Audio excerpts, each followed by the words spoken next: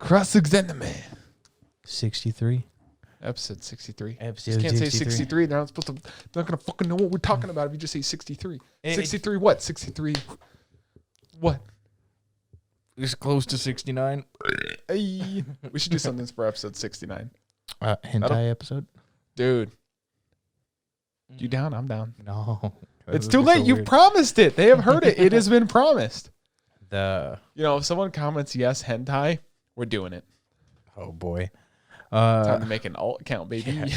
Yeah. This week, we're talking about Restaurant to Another World. Jahy So will not be sad. defeated. Komi sad. can't communicate. World Finest Assassin. In Irina. And it's the last 3 episode of Restaurant, Jahy, World Finest, and Irina. But Komi's got more. has 2 episodes because They started in late. Japan, well, they started late. Yeah, it started late. Japan already has the last 2 episodes, but we don't. And You didn't watch it's a the whole last 2 thing. episodes? Well, you did. yeah, sorry. Listen, I'm gonna keep it $1.50 with you. I thought about torrenting it because it was on the web, like it was on the torrent site. I was like, no, I'm gonna help support Netflix's decision for having it in the US and actually watch it They at least went at week by week. That's the cool thing. Netflix, for all their anime, is going. Blue Period was delayed by a week, and Komi was delayed by 2. Mm-hmm. I don't know why. Maybe a licensing thing. I don't know. Yeah. But it's cool to see Netflix getting some heavy hitters. Mm-hmm. Because out of the 4 shows they got this season, 2 of them are in the top 10 list. Blue Period was number 10 on. But to be fair, it's still, they beat a lot of shows. Yeah. To be on the top 10. Because there was 40 shows that aired this season. Yeah. So it's crazy. But Restaurants in Another World. Yo. Okay. Hang on. I'm excited. Mm-hmm. I'm excited. Okay. No one gives a fuck about what happened in episode 9. Whatever. Samurai dude ran into the kid. Samurai dude bought him some stuff. Bought the kid some food. Whatever. What's important is episode... Sorry, no one cares about episode 10. I think it's 11, 12. Whatever. The last 2 episodes. A demon lord suffers with some underperformance issues. So the demon lord in this world has tiny wings, but her mother had massive wings, like dragon wings. Her mother had a massive tail. She's got a tiny tail. And then her mother had a massive horn. She's got a tiny horn. She's like, oh, I'm just not as good as my, mother that was a demon lord because she was better than me in every way. It's a bullshit. I'm going to go to my chambers and cry. Boom. The door to our other world is just there. Because the door magically pops up random places. There's no explanation for this shit. And she goes into it, and she's like, what is this? Again, that's how everyone enters the cafe for the first time. It's like, this is their first experience in the cafe. She runs into the princess of another kingdom. She's like, oh, princess, whatever her name is. I don't remember her fucking name. I should have looked this up beforehand, but if you guys have seen the show, you understand. They chit-chat. That's not the important thing of this episode. The important thing of this episode is the king, so not Demon Lord Girl, but Princess Girl, her dad was sent a gift from the king of the Land of the Sand. The Land of the Sand is, that's the prince we met before, the dazzling, handsome prince. He sent the princess's father, like a genie jar thing, whatever. He's like, listen, if you pour hot coffee in here, it turns into iced coffee. They didn't really explain how that happened. There's magic in the world, so whatever. It's a gift. It's like one of their prized possessions. So the princess's father, the king, goes to visit the king from the Land of the Sand, right? He talks to not king, he's technically a prince over there in the Land of the Sand. He talks to her dad, and he's like, hey, how you doing? A little handshake thing, whatnot. They do the fist bump, handshake, fucking awkward handshake thing. And they're talking about his daughter. This is where it gets fucking spicy. And he's like, I think our 2 kingdoms can be friends. Because at first he thought oh, this is the Land of the Sand planning to attack us. We don't know. Because it's an unknown part of the land to him. So what happens? The prince of the Sandland and the princess of the regular kingdom both show up at the cafe. And oh my God, dude. It's adorable seeing his reaction. But in the background, there's a third kingdom where it's their head espionage dude is like, yo, they made a treaty to work together. they might be doing something fucked up. Let me go to the cafe to check it out. Because this guy knows about the cafe. So many different like people join this cafe. Because these doors randomly pop up in their world, but they all lead to this one cafe. And he's sitting there, and he's like, I know this guy. Oh, the prince just showed up, and the princess is here. What kind of dastardly, devilish war plot are they going to plan right in front of me? He's like, Prince sees the princess. He's like, hey, let's get married. She's like, I thought you'd never ask. And I'm sitting there like, oh shit, my boy finally did it. Like, dude, for 2 seasons, he's been like, I'm going to marry this woman. It's like, didn't do it last season. What a fucking pussy. Halfway through the season, what a fucking pussy. This season, like, let's get married. I thought you'd never ask. And now they're getting fucking married. I was losing my shit. You know the show was good when you go to Crunchyroll. And I watched the episode from 3 weeks ago yesterday, right? So it's 3 weeks old. It has like 80 upvotes, 0 downvotes. 2 weeks ago, like 400 upvotes, 1 downvote. And like the 1 downvote, someone said in the comments, like, for some reason I can't upvote this. I accidentally downvoted it. So I'm going to call it a 0. So it's got really good reception, It's underwatched, I think. So the next episode, we decide, hey, let's have a farewell party. Because they always do that. Like at the end of each season, they have a big party at the end to be like, hey, thanks kind of for watching. You get to see all the characters you met this season. It was pretty emotional. I'm getting emotional right now. But what's even more saucy about it, hear me out, right? They're having the party. The party is an after party for all the people in the cafe. Because like I said, most people don't know each other's names in the cafe because they just call them by the dish that they order because that's the easiest thing to call them because no one asks each other's names. We, at the beginning of the episode, see the old guy that you saw originally in the first episode at the end of season 2. Like the beginning of season 1, we see him. We get to see him again at the end of season 2. And he's sitting there and he's eating. They're like, hey, Art, why are you eating early? The food he eats isn't Art. He's actually called Art. Oh, I want to start early. I got a good feeling, whatever.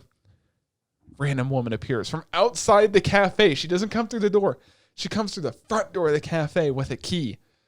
And I'm sitting there like, who the fuck is this woman? Why does she have a key to the cafe? Is the government finally on to them? Turns out the woman that shows up in the cafe is actually the grandma of the head chef at the cafe. The only chef, I should say, at the cafe. And you have this moment of real like, oh, thank God. She's like, actually there. You know what's super emotional about it? She's talking, like, she meets the 2 waitresses, because 2 waitresses are demons. One's a demon, one's a dragon from the other world. And she and Art start talking. Oh, it's been like 10 years since I was last here. Let me actually pull it up so I can actually give them credit for their names. No, not photos. God, fuck, shit. Damn it.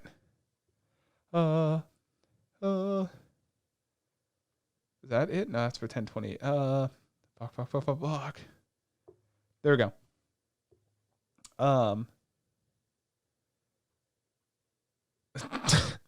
You could see where I wrote my notes. I'm like, she said yes. Let's go, motherfucker.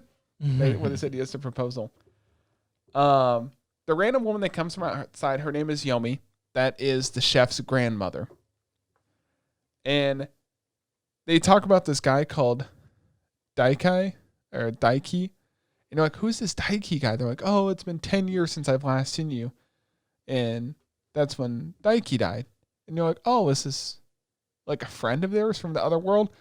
Turns out our head chef's grandpa's name is Daiki, which is why she never was able to have the strength to come back to the restaurant because he died. Blah, blah, blah.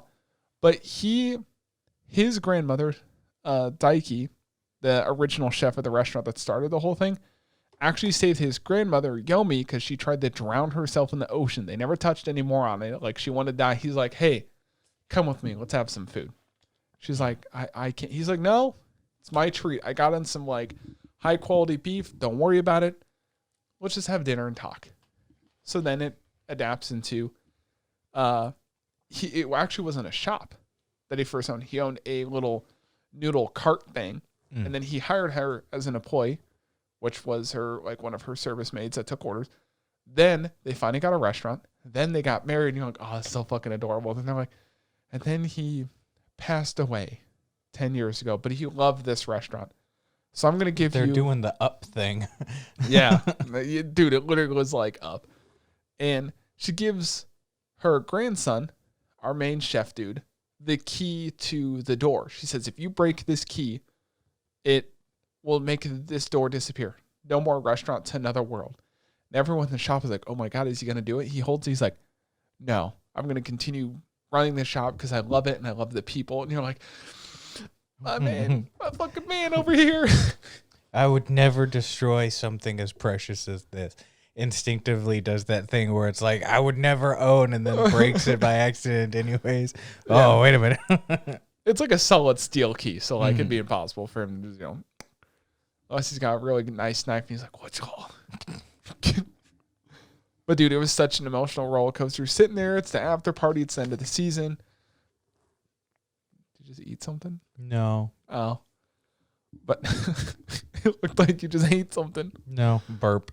Oh. But I'm even getting emotional right now because I love this show. It's such a nice, I never knew they were going to do another season. I never knew there was actually a light novel and I think a manga to it. Season 2 caught up with the manga, and I'm like, yeah. And I'm like, fuck, they're caught up. But in March, they're supposed to have another volume out. So I'm like, I'm going to read it. Got to go buy it. Got to go read it now. It was a good show. Like, they ended it. They had the wedding. They had one of my favorite parts was they redo some of the food. So these people are from another world, so they don't recognize some of the food. They're like, oh, what's this teriyaki thing? So they could try teriyaki sauce. But at one point, traditionally, for a wedding, you'll cut it. Like, the wife and the husband will cut it. So he brings out this giant, massive chocolate cake. They're like, oh, what's that? He's like, oh, it's a traditional, gift for, the groom and bride. Like, he did the whole buffet thing pro bono for the prince and stuff, except the caveat was, if you want to order drinks, you can order some and buy it. He's like, okay, I see what you did there. But he goes to bring out the giant knife sword for the cake. And of course, the prince, the husband, protects his fucking girl. He's like, no, it's not a weapon. It's not a weapon. You're supposed to cut the cake together. He's like, oh, that's a thing. He's like, yep, traditional thing here. And they're just sitting there like they're married. Everything's sad. They're crying. I'm crying. I love this fucking show. So currently it's sitting at an 8 out of 10 on my anime list. Listen, the beginning, great. Middle, kind of meh. End of it, really good. Oh my God. Move on. Jahy will not be defeated. No, wait, I forgot something. Yeah, I mean, I don't think the season's ever going to get defeated in its rank. Shut up. Oh, I forgot something. A shitty segue incoming. I forgot to watch Jahy. You thought I didn't. I forgot. So you want to talk? So you didn't watch it at all? No, you can talk about it. You can ruin it. That's my mistake. I thought you were like, yeah, I got 2 episodes in. I got an episode. So when I went to highlight the list of what ended, I highlighted Jahy. I'm like, oh, okay, I watched it. And I was like, oh, shit, I didn't watch it. Well, you even stated where it's this is stuff that have ended, not even that we watched. Listen, tired Henry yesterday at work. I've gotten 7 hours between 3 days. Fuck you. Man, that sounds like your fault. Fuck you. So I'm the victim here. Yeah, whatever. The golden light shows up, and so what is it? Is it? So Sawa gets turned into a good person, kind of. Sawa. She immediately runs into Jahy and pulls out a katana because she's basically got Maho Shoujo powers. The katana doesn't do anything. She's not strong enough. It's literally phantom slices. Doesn't hurt her at all.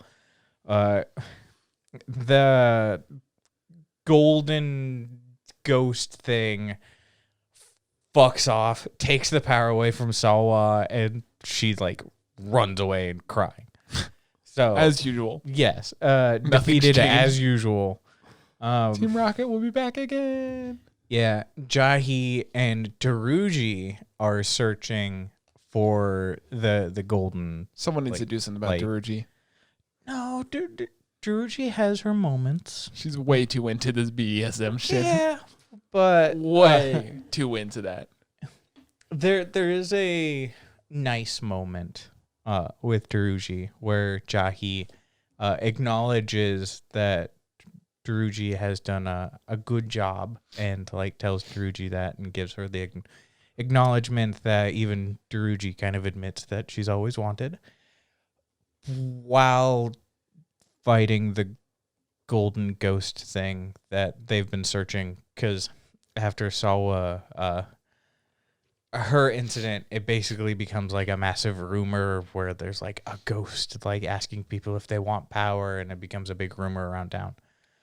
The one thing I got noticed, magical guys show up again. Yes. Later. So while Jahy and Daruji are kind of having that moment and Daruji's going off a bit more, the ghost thing like disappears. Daruji just talks so long that it's like fucks off. And Jahy gets mad at Daruji and Daruji's like on the floor. It's like, I'm so sorry. So back to its normal shenanigan stuff. Jahy at the shop, where her manager is, it's like ramen shop or bar. Yeah, it's basically like a bar and grill. The store manager decides, hey, Jahy, I think it's time for you to learn like chef stuff. Expand your repertoire here at the job. Jahy takes a knack to it. And the Kyoko, sorry, I'm looking at names over here as well. Trying to get the names correct. Just do what I do. Yo, shopkeeper, Jahy, landlord. Well, that's landlady and store manager. They're like official titles. Yeah, so that's what I call them. Fuck their names. But Big Tip McGee. Yeah, Kyoko, who is the Maho Shoujo girl, basically tells Magic Jahy, girl. Yes, you could open your own shop with food like this. Like, it's really good because Jahy makes her own dish that isn't on the menu. Jahy's like, you know what? I could. So she makes plans to open up her own bar and grill, basically. Oh, God. Gets Daruji on the case. Like, I want to do this. You fine. I'll plan it all out. You have nothing to worry about, Jahy. Everything's getting kind of like set up in that direction. Jahy's walking to work, and the store manager is talking with her, and it's like, oh, why didn't you tell me you were planning on leaving? And she's all upset. And then the golden light reappears. Do you want power? And the store manager goes, yeah, and disappears. Like, basically gets abducted. Immediately reappears as Jahy's crying on the floor because apparently lately the golden light has just taken people away at the same time. Yeah. So it's like, oh, she's dead kind of thing. No, the store manager immediately reappears. In the magic girl outfit. A form of a magic girl outfit. So the store manager is a Maho Shoujo. It looks about as ridiculous as you could probably imagine. Pretty skimpy. Yes. Damn, I should have watched this week's episode. Eventually, though, the golden light, it tells the store manager, take all of her mana crystals away from Jahy. And the store manager does store manager things and reprimands the golden light, where it's like, that's not very nice. Like, don't take things from other people. And then the golden light starts crying, which was weird, and goes to is like, oh, why am I always being, why is nothing ever turning out in like my way? And why am I the one being reprimanded for trying to do something nice? I can't find the outfit. I'm sad. And then goes to attack the store manager. The demon lord herself shows up. So it's not her. at that moment where you're like, oh, well, I thought it was. Most people thought it was. Yeah. Has the same form. And stops the attack. The golden light shows its form. It's basically like a good version of the Demon Lord. And it turns out it's the younger sister. It's an Listen, boys, we need an idea. Young sister. Boom. Write it. They're essentially twins, but the good one is probably just like a couple minutes younger. They eventually fight. So fucking dumb. Dude, they fight. They become big versions of themselves that are taller than skyscrapers. The shop almost gets destroyed. The store manager, her magical abilities, fucking worthless. Guess what she can do? What? She can make a flower.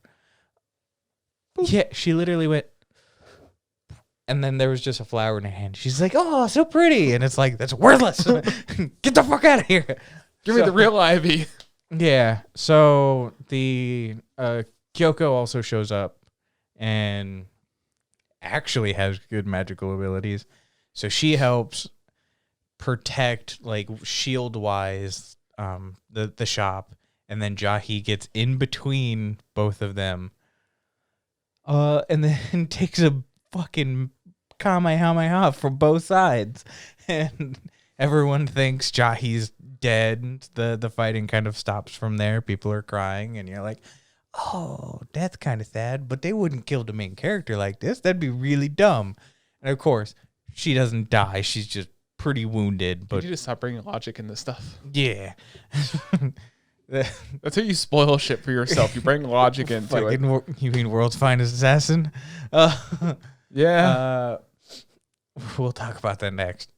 But yeah, that was basically, you'll never get this. Jahy is fine and absolutely pissed off because you find out the girl's name is Suchan, who is, of course, the what's the official name? Mao. That's the Demon Lord. Anime like, list? huh? No, Mao. Oh. Maou. They're sisters. They used to spend all the time together. Demon Lord basically became a NEET and created the demon world and just fucking chilled out, like being pampered all the time. And Sue created the Maho Shoujo girl with the intention to destroy the demon realm so she could hang out with her fucking sister again. Yeah, a phone call would have survived. And she didn't realize that when destroying the mana crystal, it basically destroyed her sister temporarily. So that's why it was still her job to re-round them up after it was destroyed so no one else would get, like, in trouble. And Jahy's livid. It's like, you mean to tell me you destroyed my home and sent me to this fucking place because you wanted to hang out with your sister? And it just rants. Rightfully so, because, like, that's pretty fucking pathetic. Come on now. So, yeah, we figure out why Was season 2 announced? No. The final episode is basically meant to be a goodbye party, like the shop is fixed, and Suchan is there, just gonna hang around now, hanging out with their sister. The Demon Lord still doesn't fucking talk, but her sister does, so that's dope. At least one of them speaks. It's meant to be like a goodbye Jahy party, and, you know, good luck on opening your own shop. Daruji shows up, where it's like, I have the entire planning complete. All that would need to be is, like, meals and stuff like that. Here's the price of how much it will cost. It's like $20 million, because, of course, Daruji went fucking over the top. Yeah. Jahy does that thing where it's like, there's too many zeros in her head. Daruji pay for it. Yeah.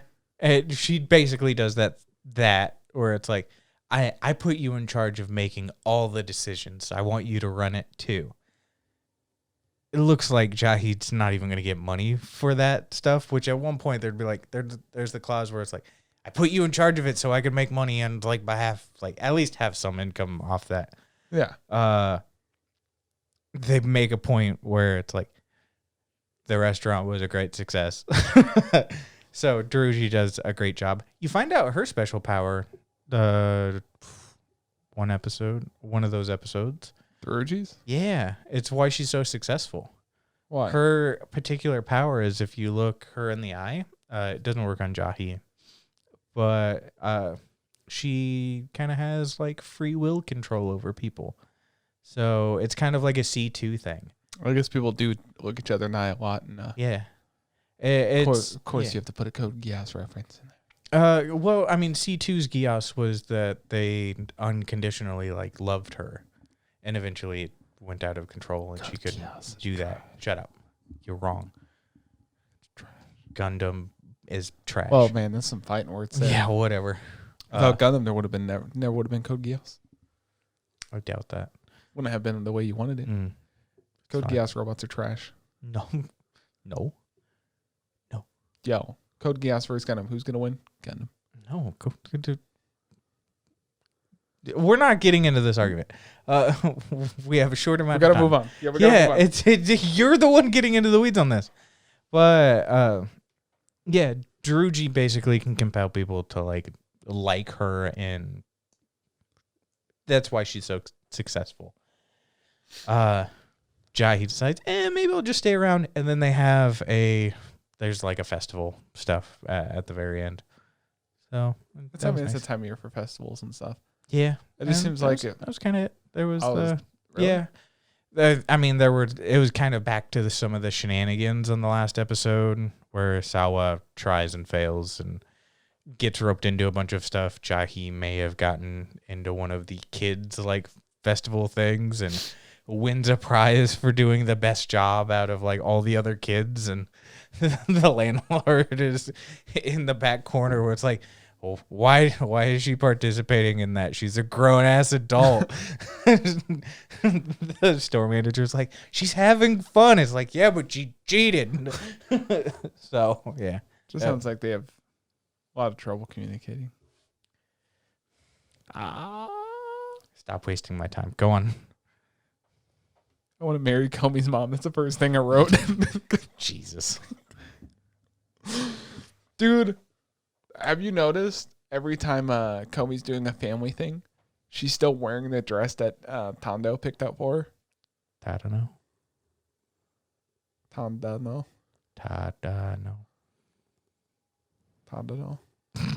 Just go ahead. Tando. Yeah. Yeah. You said Tondo. Whatever. Fuck it. They say it so quickly in the show. Fuck off. I'm calling him Tondo. It's easier. Dude, what is it with grandmas this season of being the real MVP? Like when they went to visit her grandma, she's like, is anyone special in your life? Komi's like, it's like, oh, I see. What's he like?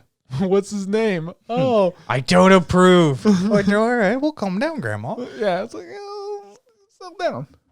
I love how they go to meet the family, and yeah, move that there so it stops banging around. When they meet the sister-in-law or whatever, it's such a weird fucking family. That aunt on her mother's side, same thing as Komi's mom, talks a fuckload. It's like, oh, blah, blah, blah, what's up, sister? What's up? But then her uncle on her dad's side, they just see each other, say nothing, shake hands, walk away like a Chad. Mm-hmm. Fucking Sigma right there. Yeah, the background text, they get along really well. It's like okay, I guess just how it fucking works on there. Oh no, the best part of that newest episode was they go to visit the grave, right? Mm. And Komi's mom was like, "Oh, did you talk a lot to the ancestors?" And the grave is like, "What?" Do you remember that? It's like the exclamation point, and she didn't say anything. Yeah. She just fucking sat there. Well, I mean, it's supposed to be silent prayer, so. Well, I mean, everyone else is praying in the grave's like, she didn't say anything. Dude, oh my God. I mean, the thing is the show goes by so quick these last couple because it's like 5-minute segments. Yeah. Because I haven't read Komi yet, I assume like the chapters are pretty short around this time, so it's just boom, boom, boom, boom, boom. Mm-hmm. Because right after the whole family meeting, they do a festival, and I love what's his name, or what's her name? Osano? Najimi? The really talkative one. Najimi? Yeah. Najimi's like, yo, sorry, I 1,000 booked. There's a whole fucking crowd of people. It's like, I'll meet up with you later. I'm going to hang out with them real quick. Yeah. And the best part is like... walks up and like, what's up with the army behind you? Yeah. And the best part is Tom was like, oh, you look good. And Komi's like, oh. And it's like, that's my boy. Come on. She's yours. She's yours for the taking. I fucking love... Oh, my God. Like, Fuck. What did I write here? I wrote listen, I'm writing full pages for my notes on Komi. It's fucking ridiculous on there. Like, when they try and do the festival games, that woman that always shows up to try and fight Komi, like, I love when she shows up because they're like, here's a normal animation budget. Like, it's animated well. They blur the background. She shows in, they're like, yo, you want a fucking fighting anime where the budget shoots up 30 times? Like, she basically has to cheat. Yeah. She's like, like they're playing the game where you shoot corks. Yeah. Like prizes, knock them over. Komi's over there, pew, pew, pew, pew, getting prize to prize. Other girl's like, reaches the gun an inch away, pulls it, gets the prize, walks away with the gun. It's a tie. Ma'am, you have to bring that gun back. She just walked off with the gun. And then even later, you get the spoof again because that like neat girl. The real cringe one that's the like Chunibyo one, like gets a fish finally after they're like swimming away from her, and just also has her walk of pride away. It's like, what is going on? Like Komi doesn't even fucking notice him, and it's like, I'm here. What's up? Yeah, because I think the easiest way to break down, because we watched 4 episodes. It's 7 through 10. Yeah. Is the best way to break them down: beach day, library, / family, festival, sports festival is the best way to break down all of those. Which that's a lot going on in those 4 episodes. I forgot I watched ahead on the beach episode last week. Yeah. I'm completely skipping over to the beach episode. Yeah. Also, the one last thing that's important about that episode where they're at the festival is Komi won a PlayStation 5. Yeah. Or a PSV on there. That fucking granny is... Dude, that was a JoJo moment. Like, they go so into the whole... Okay, so I pretend like I'm acting scared when they're going to pull on the thing, but I left the raggedy rope, but I cut it halfway through with a good rope, so they have no idea. And Komi's just like, boop. Who looks defeated, and it's like... The best expression of Komi is like the giant eyes with the little cat ears. It's like, God damn it, Komi. Oh my God. Do you want to talk about the beach episode? Because... Komi goes to wear her school swimsuit, and they give her so much shit. They're like, Komi, you can't wear that. It's that one chick, the orange hair. The one chick's like, yo, Komi, you can't be caught dead in that. Come on, that's embarrassing. Kamiko? Yeah. Dude, she picks her the most skimpy. We're going shopping. They go buy her a swimsuit, and it's got like the skimpiest fucking swimsuit. It's like, don't do this to Komi. She's too precious for this shit. Yeah. And everyone at the fucking beach is just dog-eyeing her. Mm-hmm. Komi has a lot of fun. She scrapes her knee. It's kind of... She was fucking assaulted by that sidewalk. She biffs it. In those 4 episodes, she biffs it good 2 of those episodes. One of them way more, which would be episode 10, which we'll get to. But like... Dude, I love the whole over-the-top thing of like, they say the stuff your friends would say if you fell, but never do. But the show is like, no, we're going to animate it out like, don't worry, Komi, we're going to file down that spot so you won't fall again. Proceeds to file down the fuck out of that spot so it's smooth, which is dumb because usually like parks and stuff have like, you know, that real grippy kind of surface. So it's like you just made it more dangerous. Yeah. Just saying. Luckily, Tando's there to give her a little cola. Yeah. Well, I mean, at one point they were playing a game, and it was who could hold their breath. The winner gets a soda, and they all go under. Tadno is the last because they immediately do that thing. It was like 3, 2, 1, go, and he gets under finally. They all look towards Komi, sees that she's trying real hard. They all get flustered because it's a group of eight or 9 others. And they all jump up at the same time. It's like, Komi got 9 cans of pop. Yeah. And it's like, damn. God, I fucking love Komi-san is just such like an extreme, like they're short, they're funny skits. You know, it still has a big overarching plot to it that it continues on from there. She goes to the library. She does a really good job. She makes a kid happy. Yeah. It was adorable. Also, Tando's over there like, what the fuck is going on? Lots of loitering. Adorable loitering, but it was like lots of... Komi almost stole a book. Yeah. Tadno couldn't return books because he's like, I saw something precious today. The library, left. Tried to return the next day. Saw Komi at the fucking... It wasn't even the next day. It was later. She had left. Yeah. Then he comes back and then he sees Komi in the park. He's like, Tando saw something great that day. Yeah. She's taking a drink from the water fountain.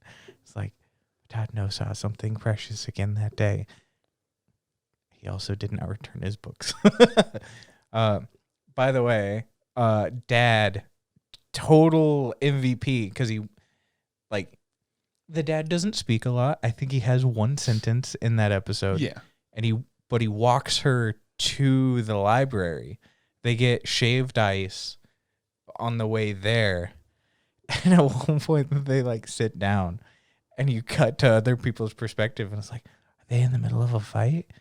Because they first walk in and you see the guy's perspective. And it's like, oh, what a beautiful or pretty girl. And then you cut to the girl's perspectives in there. It's like, ooh, what a handsome man. Yeah. And then they sit down. It's like, are they having an argument? It's like, no, they're just don't talk. I think he said 3 words that entire time. I think he said like, how was high school? And she just kind of like nods and stuff like that. And she gets a brain freeze, and Dad hands her some like hot tea, and then he gets a brain freeze, and she does it back, and it's like good family dynamic. The last episode though, because sports festival, and then we'll probably move on. Listen, Komi's fucking voice actress makes so much money off either or, but sports festival, she's like, like that's all the. Listen, what the fuck is up with 200-degree girl, Komi-san, adorable, hot, 96.2. It's like, what the fuck is this 2? And then it's like, Komi's so cold, 8 degrees. It's like, what? She's got fire eyes. Like, did you read the Reddit for that? No, but it's look, they're all eccentric. It was just labeled, is that Rengoku's like great granddaughter? Like, just fire everything. Yeah, it's... Dude, the games... People are weird. That one announcer, dude. Over the top. Like, let's fucking go. That's how you should be. That's the kind of fucking announcer you need. Yeah. Also, some of the games they were playing, I don't think would be legal. Because at one point, they do... So they do the pole thing where you put one person on top of, like, the log, and then you try to keep it upright. That's fine, but they're also like with like batons or like ninja fucking foam sticks, and they're trying to like beat the person down. Where it's like, now wait a minute, it's like why is there an extra element? And it's like that for a couple of them. Oh my god, they had the giant ball roll. It's like, where the fuck did these come from? Like, what kind of fucking budget does the school have that they're just like, who's like drastically absurdly large? And I love at the end, just like the show, it's like, none of this matters. Anyone can win at the end because the last event's worth 1 billion points. It's like, Todd knows, like, it's just like those television... Those Western television shows where it doesn't matter. That's where it's just a simple relay. And Komi fucking biffs it.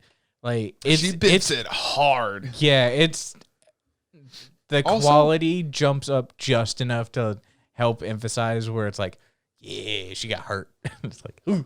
Well, we should specify before the whole sports festival. Komi's mom shows up out of nowhere. Like, it starts to rain. It's like, what's up, everyone? I'm Komi's mom.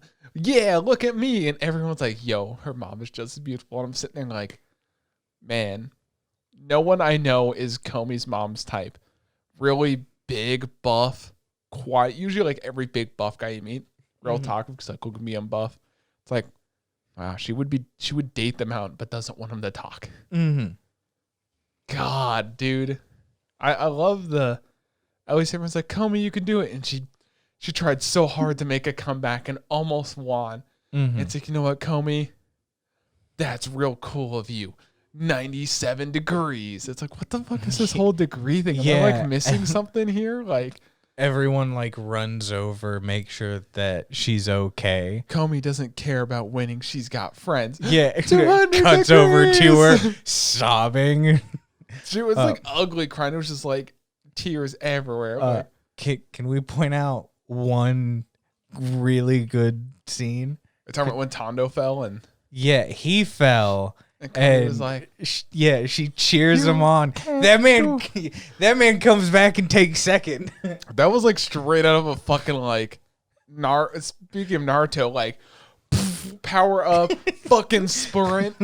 I appreciate that at the very end of that, they at least have that moment where he's over there just fucking dying. He's just Tondo, that was pretty cool of you. 74 degrees. That girl was there with the whole episode, like blank degrees.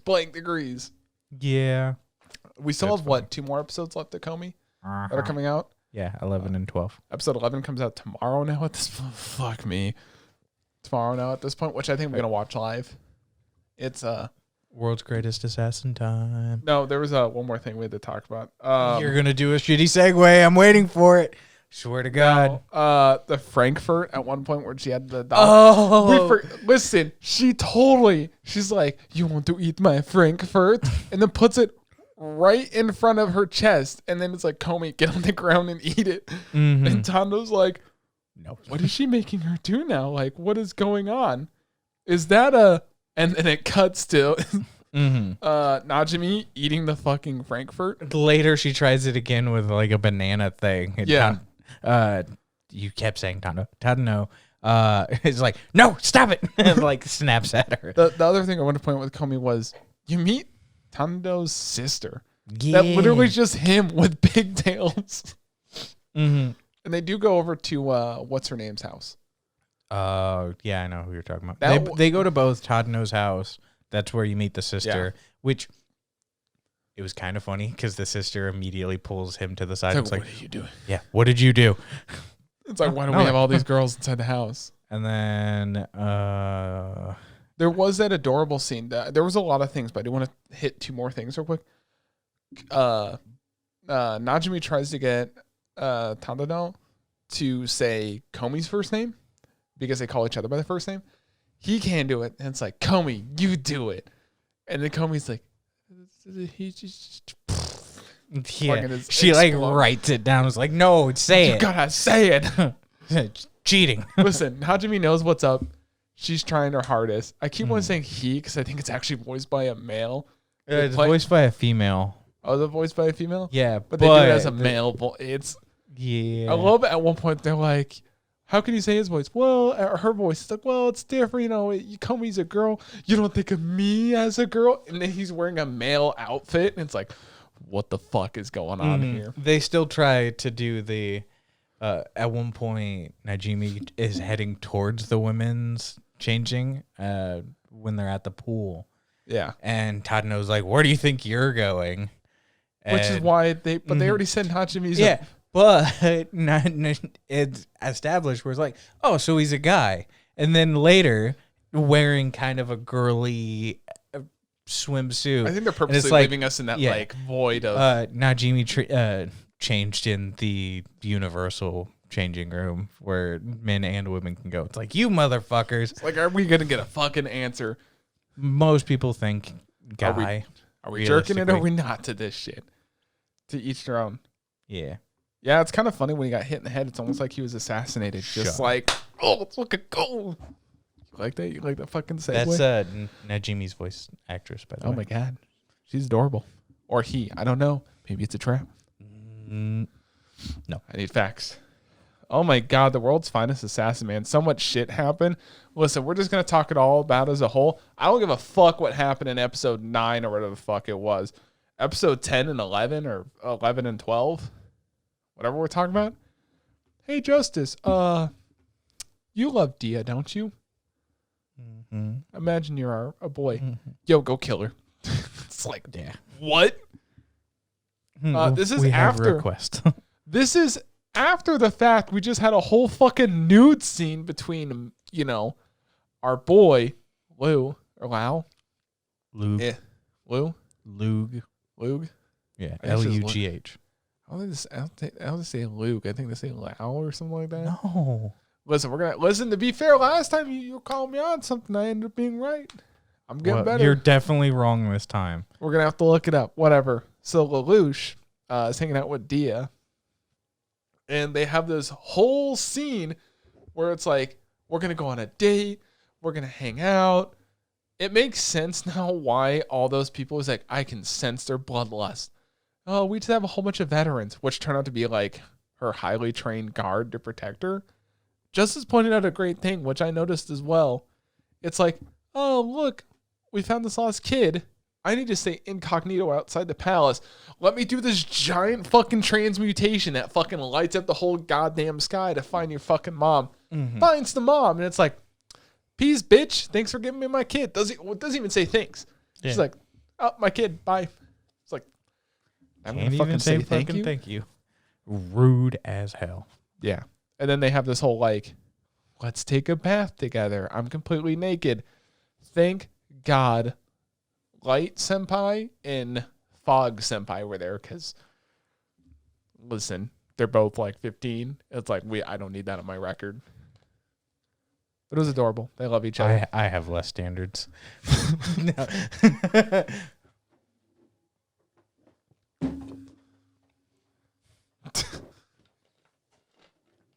Standards my ass. There's a whole tangent I can go on, but I don't want to. No, but back to the fight. They send Lelouch to go kill his wife, Dia, also known as D2. And they get to the castle. He's like, why aren't they attacking? Finds out that she's using the gun tactic he taught her. And he just starts sniping motherfuckers. Like, oh my God, what do they call metal pellet magic? Mm-hmm. And he's just over there fucking sniping dudes from a mile away.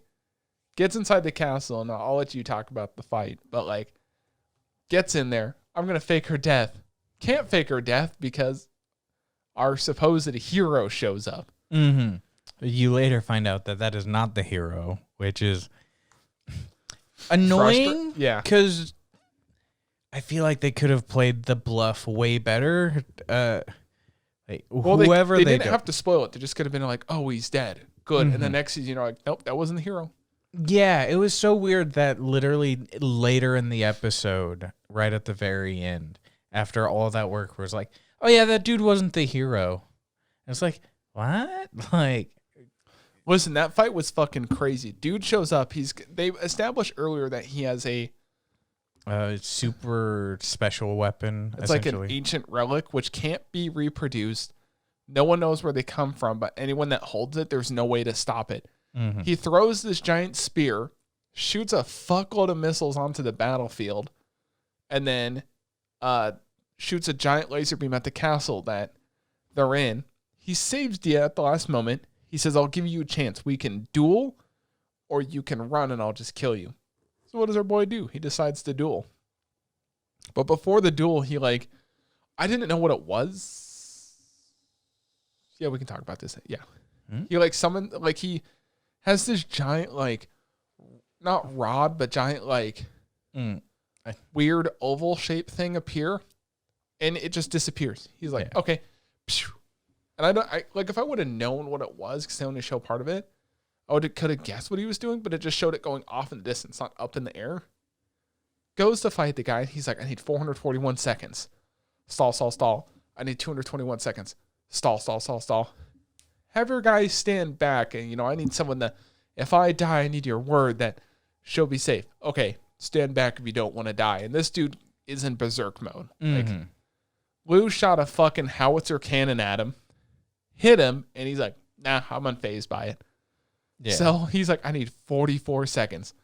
Stalls for a few more seconds. Then finally he's like, okay, the duel will start when this coin drops. He's like, okay, tosses the coin. I'm an assassin, not a hero. Yeah. Is going through his head where it's like, yeah, that's fair. Yeah. Coin hits the ground. He's like, he'll be distracted by the coin. They don't notice. I thought the thing was going to go out in the woods and stab him in the back. Mm-hmm. And then he goes into, how like right before I died, they put these tungsten rods. Like, have you seen G.I. Joe?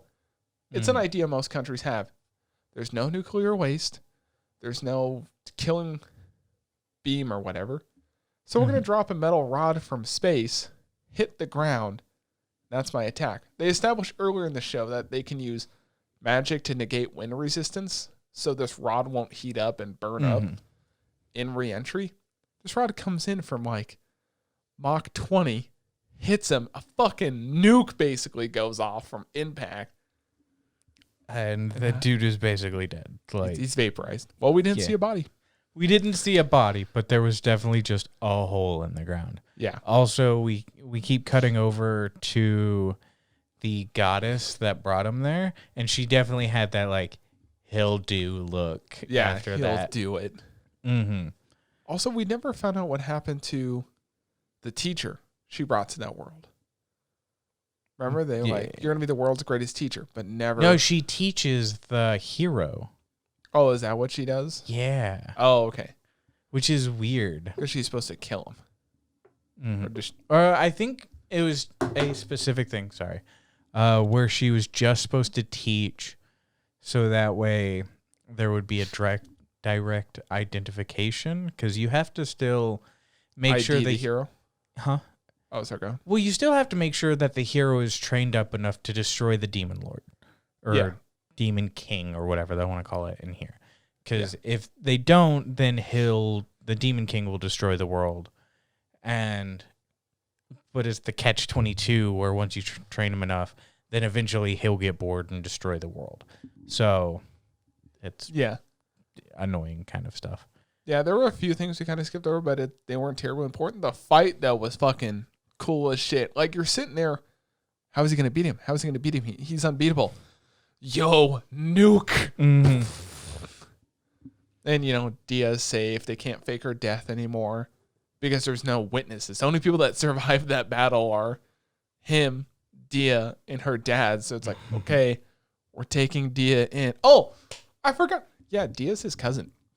Yeah. That's an important thing we passed, and I wrote Alabama 100 in my notes. Tart cries because she can't get that Lou dick. Like, it admits that like he definitely loves Dia, and that Tart loves him. Mm-hmm. It's a very emotional roller coaster in this episode. Yeah. So they're gonna hide. It was kind of nice though. Yeah. Justus did point out while he was watching. I completely spaced it because I was tired while watching it. We know they live because in episode 1 you literally see them all working together with other people, and I'm like, that's a good point. Yeah. Just don't put your brain power into it. Yeah, there was just that thing where they try to do that like twist where Luke's dad, it's like, this man has given us a request. I need you to kill Dia, whatever her last name is. Yeah. And it's like, well, that isn't how that's going to play out. Episode 1 shows us them around this age, maybe even just a little bit older, all together with Dia, Maha, and Tart doing a job where they assassinate a bunch of aristocrats that are like selling off girls. Yeah. Of course that's going to take place like after this event. Like, so she's not going to die. Yeah. And my brain immediately went to that where it's like, why would you have the first episode if you're going to throw something like this where it's like, ooh, and there's no stakes because it's like, that was even where him fighting the hero, because you already established that Dia's not going to die, he's going to get out too. Yeah. So the pacing with Hopefully- some of that stuff kind of sucks. Hopefully season 2 they won't do anything. They didn't announce season 2, but I was just looking at the rankings. It ranked number 2 this season, like most voted best show of the season after Jobless Reincarnation, which still is the best show. Yeah, I mean it's currently number 2, ranked 1641, and so then it's a is pretty high rank. popularity wise is 659. Yeah, So- it's a good show. I was very surprised when the guy that did Redo of a Healer did this. I never watched Redo of a Healer. I watched like the one episode everyone did. But I heard it wasn't that great of a show to begin with. I skimmed through all the episodes. But it was written well. The story was good. You got a little hint of like, oh yeah, he definitely like animated this. But all in all, I enjoy the show and I'm excited for the next season on there. Like just the whole idea of like, oh, this random person introduced could or could not die. We don't know. But it was pretty cool seeing that Rod go to the moon because you know who else wants to go to the moon? Irina, the vampire cosmonaut. I hate you. I hate you. I fucking cried so much at the end of this. I was fucking tearing up. Did you cry? No.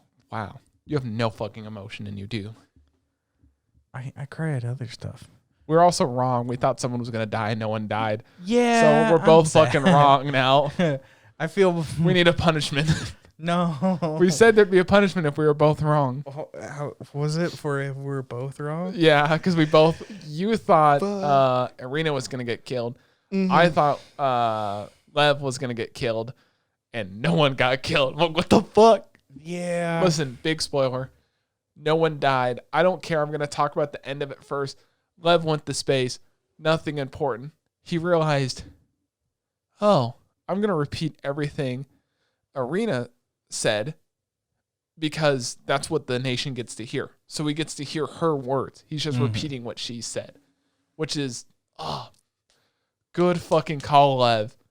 But before that, a week before launch, they're having a goddamn picnic.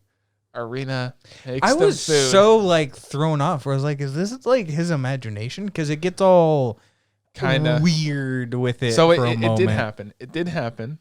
We did confirm that. And at one point, Lev is like super tempted, like, "Hey, Irina, I want you to bite my neck. Like I want this for some reason." And I think it's just because he wants to be closer with her. She almost does. She backs up because she's like, "The bus is coming. We can't be seen together." Blah blah. She runs off and I'm like, Lev, you should have fucking kissed that motherfucker because she's gonna get shot. They're gonna fucking walk up, just fucking. I am a Pop her in the little back of the head. irritated. Why? Because we're probably never gonna get another season. We should. It ranked top 10. There is more in the. It depends on DVD sales Yeah. over there. So, like, Well, manga sales too. I mean, there's DVD in that, but the thing is, so there are 7 volumes. Volume 1 and 2 is what we just went through. Volume 3, 4, 5 are based off the astronauts in the UK. Actually, they take the UK's route. I didn't read too much into it because I don't want it spoiled, but I think they probably go off of because we'll talk about that in a sec. Because there's other stuff we need to talk about that ties into it. yeah. But the main reason where it's like a little irritating for one factor, because there's a scene and hints at something that's super important, and then it's just not. Lev, the first time he gets bit, has a little bit more of a ridiculous healing after getting hurt, which is alluded to a couple times. And there's that direct scene of him literally like screaming like randomly in pain where it looks like he's becoming a vampire. Nothing fucking happens from that. Listen, That's it's AIDS. You got over it. yeah. You would. I guess it's like kind of irritating. I guess it's a temporary thing because she didn't full on bite him in the neck. I don't know. Listen, it's vampires in space. What the fuck do you want?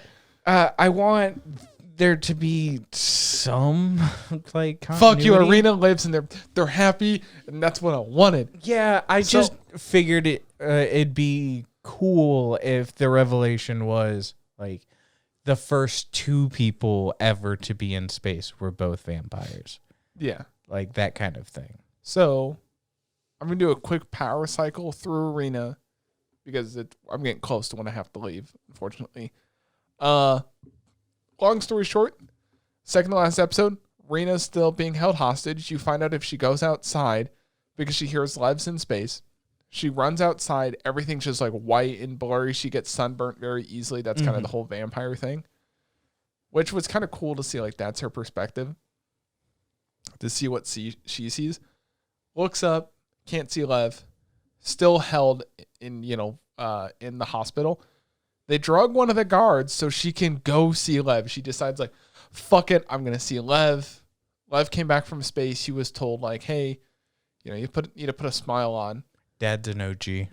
Dad is an OG. As they're walking through to the car, Dad's like, listen, what is he? I don't remember exactly what he says. He's like, it doesn't matter, what state secrets you're hiding, but you need to do this for you. Tell the people the truth that they basically need to hear. Because the dad's like, listen, we can die, but, as long as the country knows. Because they make a good point because back in that time period, there were only 3 billion people in the world if they did it the same as now. And they say, like, everyone in the world's going to listen, so you need to say what you need to say. So it's the perfect time to call up the government. Irina and Anya show up in the crowd. They want to go see Lev. Lev's giving the speech. He gives the standard speech, like, thank you, I couldn't have done this. I'm just a normal guy. Thank the country. The Lev says, actually, looks up, spaces out for a sec. And then he gives the actual speech of, hey, actually, it wasn't me to be the first person in space. We actually sent a vampire. Her name's Irina. She said all these things. Like, he spoke the truth of, listen, the bell doesn't dismiss you. I dismiss you. Yeah. Sorry, that's not what he said. But he basically goes through the whole thing of telling the people in the world the truth of, like, there's no need for discrimination. She was the first. I'm just the second. They were afraid she would die. Then it's me. And then Irina shows up from the crowd and busts through. The guard tries to tackle Irina, and Anya fucking full sends, jumps fucking missile head into his stomach. That was the number one thing on the discussion post. It's like, yo, Anya fucking missile headed that guy in the stomach. Yeah. I like how later they cut to her and she's cheering where she's being held. She's being held by a guard where it's like, fair. Yeah, fair enough. And then the guard almost shoots Irina. Like, don't shoot. Lev finds her. I'm fucking getting emotional. I'm like, she's not dead. They're holding each other. At least if they die, they died together because they love each other. And then Irina, he has her go up and give a speech. He covers her with the jacket, stereotypical, like, here's my hat, keep you protected. She gives a speech. There's one guy in the crowd that's like, fuck vampires. And the crowd starts saying, fuck vampires. Irina gives this speech of, I just wanted to prove I was better than humans, blah, blah, blah. Kind of. She didn't say she found love, but she found it like, with humans, we can achieve anything. And I want to be first to the moon. This nation's going to be first to the moon on there. Then the crowd kind of gets quiet. And then fucking our OG rocket ship chief starts clapping. Then the whole crowd starts clapping. And the guy that was like, fuck vampires kind of walks away. I love the chief. The chief is such a big supporter. Yeah. You find out that chief said, yo, if Irina dies, I'm blowing up this fucking rocket. And they're like, oh. Yeah, there were certain things in motion behind the scenes where it's like, there was no way they could kill her, essentially. Yeah. And you do find out that essentially, like, the secretary knew that Lev was going to do this, and it's a great... She planned 2 speeches ahead of time for basically the president of the USZR. And the USZR, it's good because then it's a good power thing to where he's like, listen, this nation should be a nation where there's no more purges. You're like, cool, no more purges. And, there's no more discrimination, unlike the USA and the UK. And then you have the scene where the UK is like...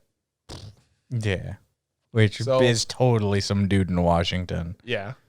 Which it's cool to see that, you get that kind of happy feeling of the world now becomes a place where vampires and humans work together. I think the cool thing is, as they're talking about, like, reaching the goal to the moon, they do a jump forward and showing like the ISS with that has like they're like people work together. There's no race. There's no division. It's everyone working together. And on the ISS, there's like a couple of ethnicities and like a vampire or two, and it's like, yeah, that's cool. Well, they even show like Irina and Lev in modern astronaut suits to go to the moon. Mm-hmm. So that's why I'm kind of thinking they could do another season. Like, yeah, I just felt like the way they wrapped everything up that. It's wrapped so they can just end it there. Mm-hmm. And I feel like that's what they'll do. That music fucking got me. When the music and the montage was perfect. It slowly lets you down from that emotional roller coaster. They never kissed, though. So they never kiss. Apparently they kiss in the light novel. Damn. Can't animate that. Losers. Yeah, to be fair, this show had a lot of, I feel like, The couple episodes leading up to it, I feel like the animation was a little bit less, but they did dump a lot of money and time into like the end, sort of. Let me pull it up. In the show, the end card, did you read what it said? No. So I had to pull up Google Translate, so this might not be totally correct. They basically have an end card that's just red, showing that the show's over and whatnot, and just says "to the new world." That was Google Translate's thing. So it's nice. Ended very well. I think Irina managed to slip just into the top 10. That makes sense. Yeah, it slipped in the number 9, which I felt like it deserved higher. But there's so many good shows on the top 10 that it's, you know, I haven't finished Blue Period yet. But there's way more to Blue Period and there's way more to Irina. So I wouldn't rank Irina higher than Blue Period. Sorry, Adoba. Love you, girl. That's the big woman from Oba from Blue Period. Yeah. She's married, though. Yeah. All in all, good shows. Next week, we're finishing the C list, and we're probably going to group in everything from the A list, too, because everything is ending. So we're going to end everything next week. I have Tuesday off, so we should be able to do a longer thing on there. Then the week after we'll talk about our favorite shows, ranks, all that shit. And then the week after that, some of the shows have already started. And then the Crunchy Awards will be that week as well. February? What? February? Did they end February 2nd? I thought they ended like middle of January. I think it's like a week before. Oh. Well, we'll be talking about some stuff. All right. Thank you guys for watching. I hope you enjoyed. We're kind of rushing today because we still went an hour. We talked too long at the beginning. Now we're kind of rushing, but we covered most of the things. Yeah. I hope you guys enjoyed. See you next time. Bye.